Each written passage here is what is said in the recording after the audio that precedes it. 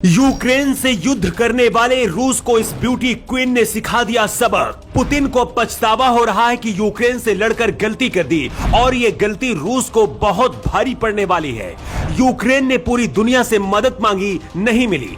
Ukraine रोता रहा और पूरी दुनिया तमाशा देखती रही। इसीलिए कहते हैं बुरे वक्त में कोई साथ नहीं देता है, अपनी लड़ाई खुद ही लड़नी पड़ती है। पड़ोसी देश सिर्फ तमाशा देख रहे हैं, जैसे आज अमेरिका कायरता के घूंट पी पी कर देख रहा है। और ऐसे लोगों को यूक्रेन की सुंदरी ने जवाब दे दिया है। 24 साल की उम्र में सबसे पहले इसने अपनी सुंदरता से यूक्रेन का दिल जीत लिया था। इस बार ये घातक हथियार उठाकर रूस और नाटो को जवाब दिया है। इस लड़की का नाम है अनस्तासिया लेना, जो यूक्रेन की सुंदरी है। अनस्तानिया लेना यूक्रेन की रहने वाली हैं, लेकिन रूस में इनके हजारों चाहने वाले हैं और साल 2015 में मिस यूक्रेन का खिताब भी जीत चुकी हैं।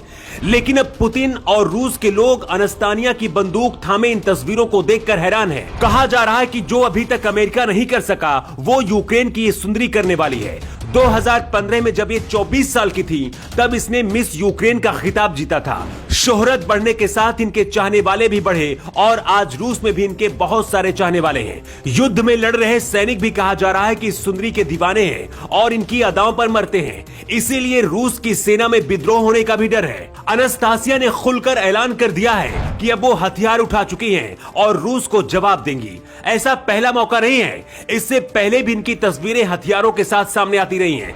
लेकिन अब देश के आत्मसम्मान के खातिर सर पर कफन बांधकर उतर चुकी हैं जंग के मैदान पर।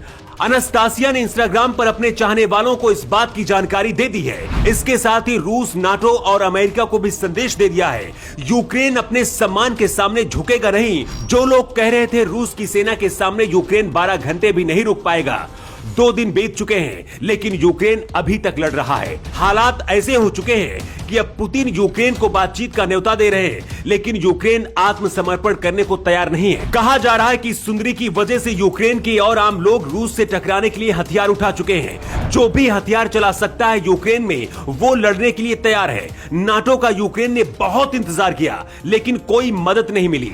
रूस की इस खूबसूरत जाबाज मॉडल ने कहा है कि अब नाटो को भी यूक्रेन में ट्रेनिंग लेनी चाहिए। राष्ट्रपति व्लादिमीर पुतिन के लिए किसी झटके से कम नहीं है, क्योंकि पुतिन को लग रहा था कि यूक्रेन में हमला करके कुछ घंटे में ही कब्जा कर लेगा, लेकिन अभी तक ऐसा नहीं हो पाया है।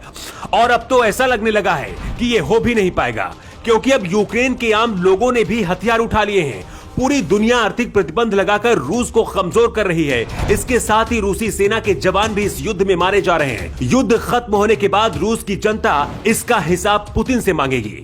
पुतिन को शायद ये समझ आने लगा है, लेकिन लगता है कि अब बहुत देर हो चुकी है। वैसे आपको क्या लगता है, क्या यूक्रेन को अब हार मान लेनी चाहिए, या फिर जिस तरह से इस मॉडल के साथ साथ यूक्रेन के आम नागरिकों ने भी हथियार उठा लिए हैं, इनके सहारे युद्ध आगे लड़ते रहना चाहिए यूक्रेन को?